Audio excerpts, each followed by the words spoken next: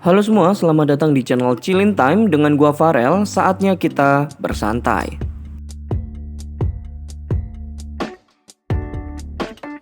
Di video kali ini, gua akan melanjutkan cerita dari season 2 anime Blue Lock, yang dimana gua akan membahas per 2 chapter agar kalian semua dapat menikmati alur cerita serta memahami dengan mudah isi dari manga tersebut. Dan kalian semua bisa mendapatkan gambaran bagaimana cerita Blue Lock di season ketiga nanti.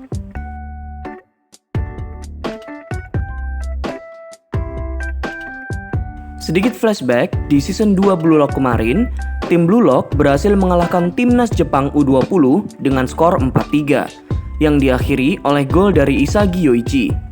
Selain itu, untuk pertama kalinya kita ditunjukkan siluet Kaiser dan kembalinya The Wildcard One Kunigame Rensuke.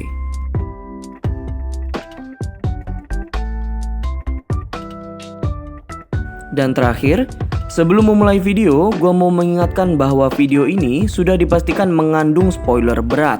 Dan untuk kalian semua yang masih stay di video ini, gue anggap sudah siap untuk terkena spoiler. Oke, tanpa basa-basi, langsung aja kita masuk ke video pembahasannya. Let's go! Chapter 150 yang berjudul Libur dibuka dengan panel pertama. Kita akan diberikan scene di mana handphone dan barang-barang Isagi telah dikembalikan. Dan juga seluruh anggota Blue Lock mendapatkan waktu liburan selama 2 minggu.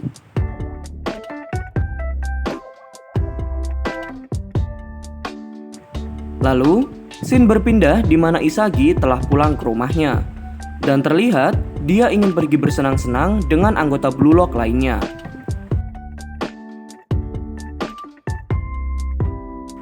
Di Shibuya, ternyata Isagi menemui Bachira dan juga Chigiri yang sudah datang terlebih dahulu di sebuah kafe.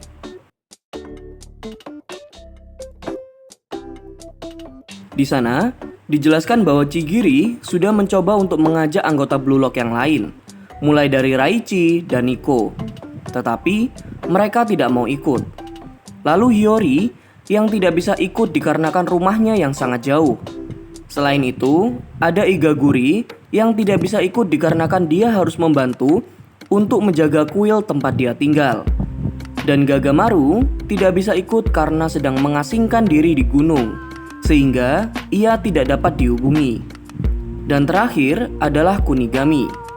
Chigiri tidak bisa menghubunginya karena dia tidak punya nomor dari Kunigami.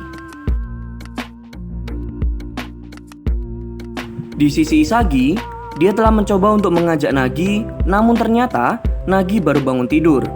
Jadinya dia akan terlambat. Akhirnya, mereka bertiga berbincang banyak hal. Mulai dari berita tentang Blue Lock yang sedang viral dibicarakan di seluruh penjuru Jepang, hingga pernyataan dari Burat Suta dari Federasi Sepak Bola Jepang atau JFU yang bapak-bapak ngeselin itu, kalau teman-teman ingat, yang awalnya menolak keras adanya Blue Lock, tapi sekarang malah mendukung Blue Lock karena Blue Lock secara mengejutkan memberikan profit yang luar biasa tinggi untuk JFU. Saat asik mengobrol, Chigiri tidak sengaja melihat ke arah lain jalan yang ternyata bukan hanya mereka bertiga saja anggota Blue Lock yang sedang hangout di hari itu di Shibuya, namun terlihat Eita, Karasu, Yukimiya, Tokimatsu, Aryu, dan Reo sedang bersantai juga di kafe seberang.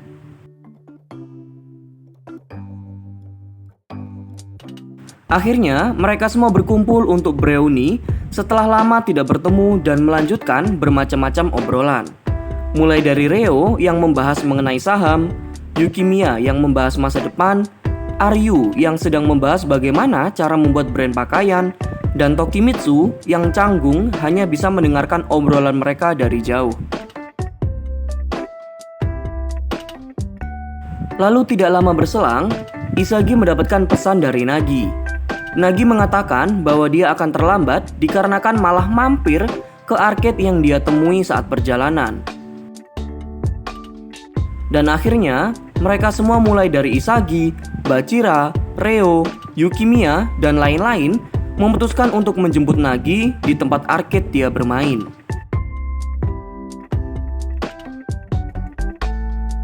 Dan di sini akhirnya mereka semua bermain bersama, mulai dari pingpong, lempar panah, dan juga mesin capit.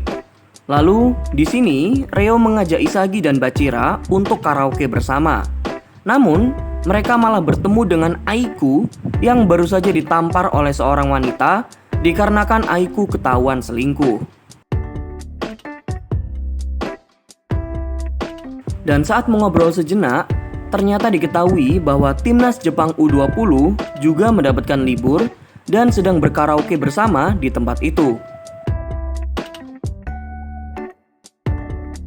Pada akhirnya, seluruh anggota Blue Lock bertemu dengan seluruh anggota timnas Jepang U20 dan suasana sempat memanas. Walaupun akhirnya semua dilanjutkan dalam pertarungan bowling antara Blue Lock dan timnas Jepang U20. Dan saat menunggu untuk mendaftar agar bisa bermain bowling, Isagi, Bachira, Nagi, dan Reo malah menemukan sosok anomali berambut spiky yang sedang bermain bowling dan mencetak strike. Siapa lagi kalau bukan Baro Soe.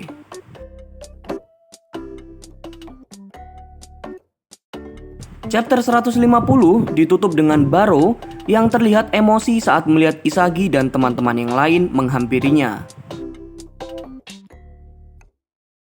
Lanjut memasuki chapter 151 dengan judul Dunia yang Berubah.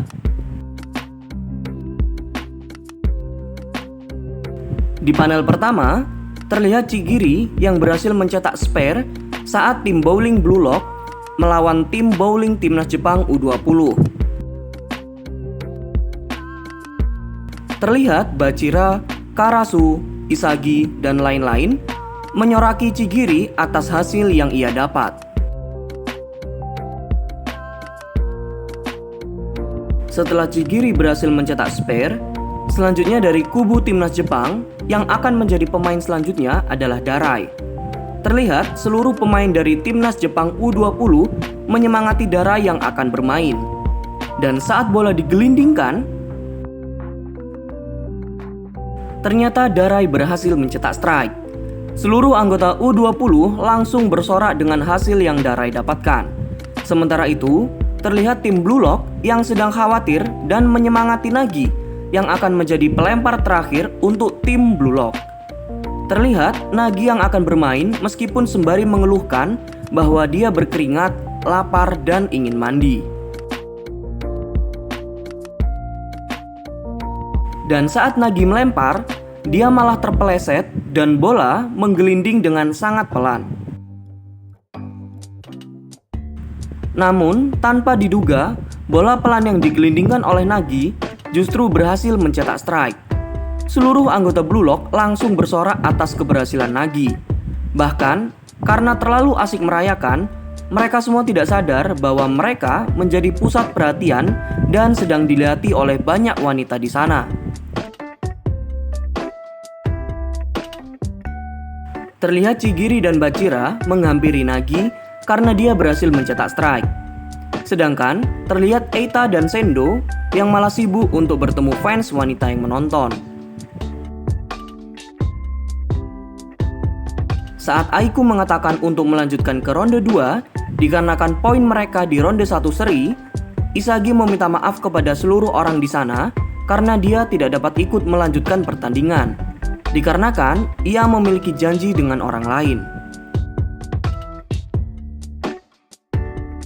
Berpindah lokasi di stasiun kereta tempat Isagi berada, ia yang sedang menunggu kedatangan kereta dikejutkan oleh sebuah keluarga kecil yang memanggil namanya. Ternyata mereka menghampiri Isagi dikarenakan anak mereka menjadi fans dari Isagi. Anak kecil yang tidak disebutkan namanya ini memuji gol terakhir Isagi di pertandingan atas timnas Jepang U20 dan sangat mengidolakan Isagi serta kawan-kawan. Anak kecil ini meminta bersalaman dengan Isagi dan tentunya Isagi yang masih kebingungan menurutinya. Dan saat kereta tiba, Isagi akhirnya berpamitan dengan anak kecil serta kedua orang tuanya, lalu memasuki kereta.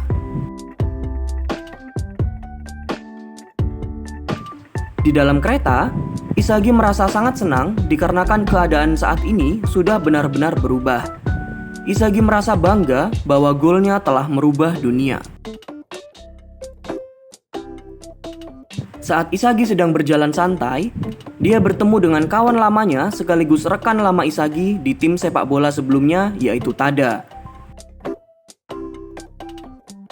Oh iya, dan kalau teman-teman ingat, orang ini adalah rekan setim Isagi yang gagal mencetak gol penentu kemenangan dan membuat Isagi dan kawan-kawan gagal melaju ke tingkat nasional. Akhirnya, mereka berbincang-bincang sejenak sembari berjalan.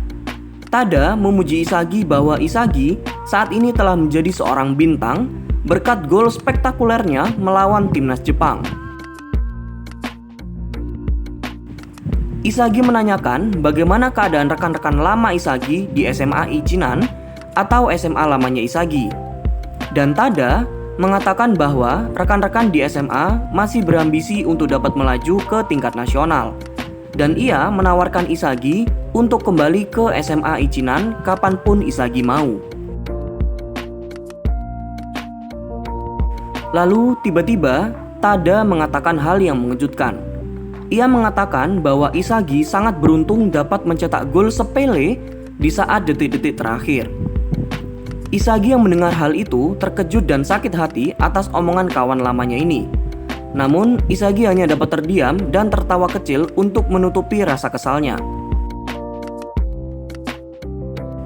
Selain itu, Tada juga mengatakan andai saja dia juga pergi ke Blue Lock, mungkin dia dapat menjadi pahlawan seperti Isagi. Isagi yang mendengar itu hanya bisa tertawa dan bergumam di dalam hatinya. Isagi bergumam bahwa jika dia tidak pergi ke Blue Lock, mungkin Isagi akan berpikir hal yang sama seperti Tada. Isagi mengatakan bahwa bukan dunia yang berubah, melainkan dirinya yang sudah terpengaruh oleh Blue Lock.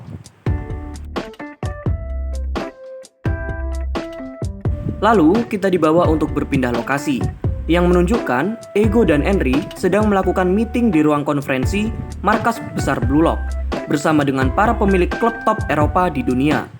Di sini, para pemilik klub sedang berdiskusi atas tawaran berupa proyek revolusioner yang ditawarkan oleh Ego. Ego menjanjikan bahwa ini bukan hanya sekedar bisnis, melainkan sebuah proyek hiburan dengan skala besar dan mencakup seluruh dunia. Disinilah awal terbentuknya Blue Lock Neo Egoist League.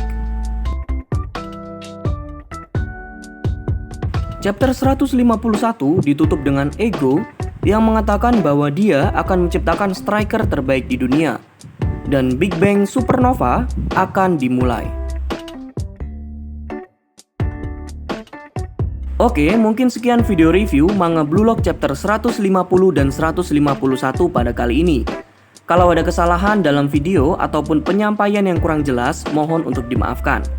Kalau kalian ingin request gua membahas manga lain, silahkan boleh banget untuk disampaikan di kolom komentar di bawah.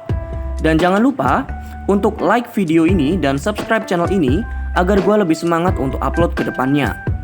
See you on the next video. Chillin'.